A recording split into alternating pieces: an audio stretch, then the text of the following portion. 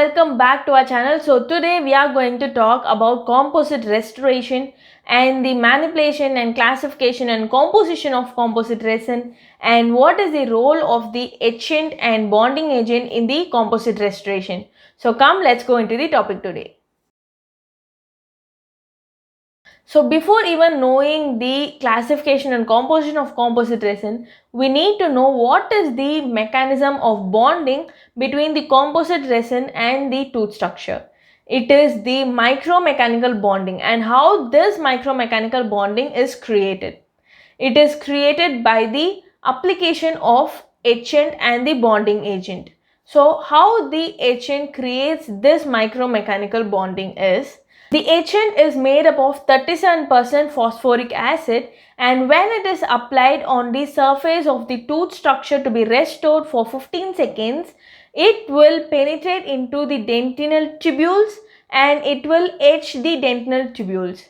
So after 15 seconds, we have to rinse the tooth with water for 10 to 15 seconds, where we have to remove all the etching agent and we will be left out with the etched dentin, and that results in the frosty white appearance due to the removal of enamel prism core and peripheries, creating microporosity.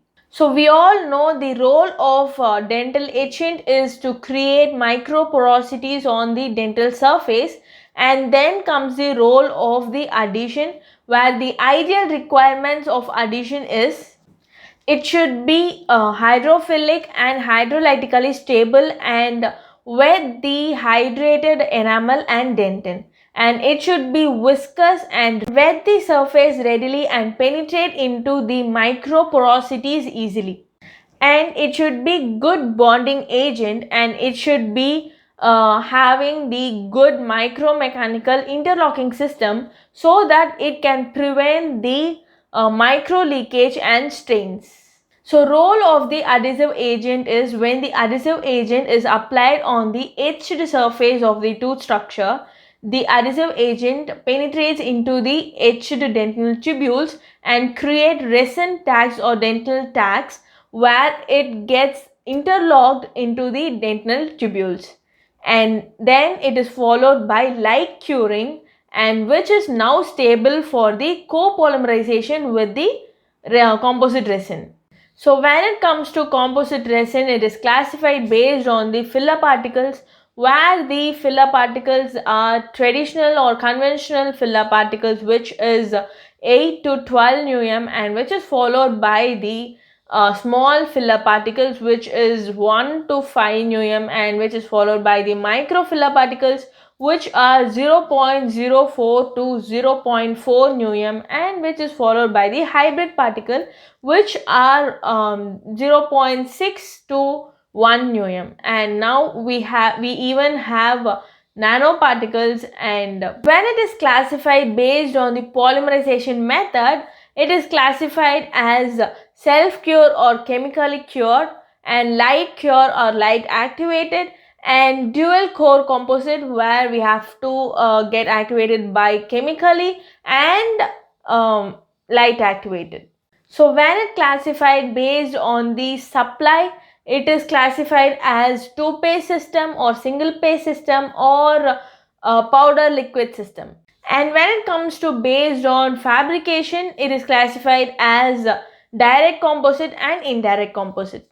So when it is classified based on the application, it is classified as restoration of anterior and posterior teeth, and for veneers, and for core buildup, and cementation of the orthodontic brackets, and it is also used as Pitter-Fisher sealant.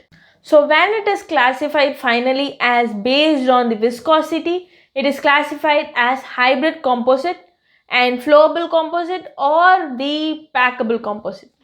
So when it comes to composition of the composite resin, it contains resin matrix and filler particles and coupling agent, activator, inhibitor, and the optical coloring agent.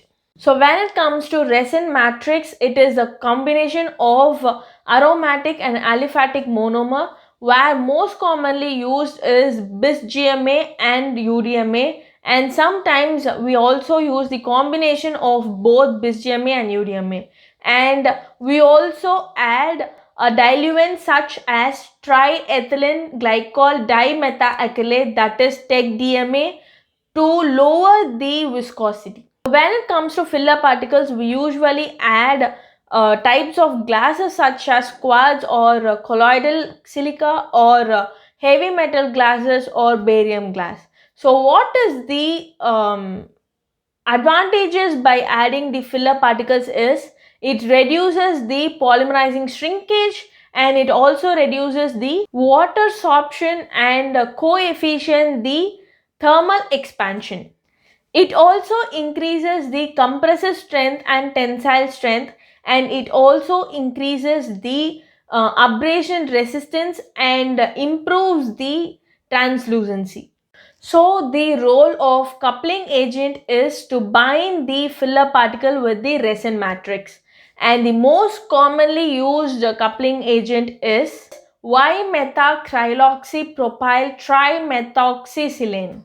So when it comes to activator and initiator in relation to chemical bonding, the benzyl peroxide acts as an initiator, and which is added in one paste, and tertiary amide as an activator in the other paste. So when the two pastes are mixed together, the polymerization is initiated and activated. So when it comes to light activation, the initiator is photoinitiator, that is camphorquinone, and the activator is dimethyl aminoethyl methacrylate. And when they are exposed to the light, they release free radicals and they start the polymerization reaction. So why do we add inhibitors? So inhibitors are added to prevent the spontaneous polymerization of the monomer by inhibiting the free radicals. So most common inhibitor used is butylated hydroxytoluene. So finally, the optical modifiers coloring agents that is added are metal oxides, that is aluminum oxide or titanium oxide, in small amount to produce the different opacities. So the advantages of using the composite restoration is aesthetics, conservative, less complex, and it is strengthening and bonds to the tooth structure, and repairable, no health hazards and no corrosion. So the disadvantages of the composite restoration is polymerization shrinkage, and technique sensitive, and time consuming, and costly, and it is also lack of cryogenic properties, and it results in stains also. So if you like this video, please do like, share and subscribe to this channel.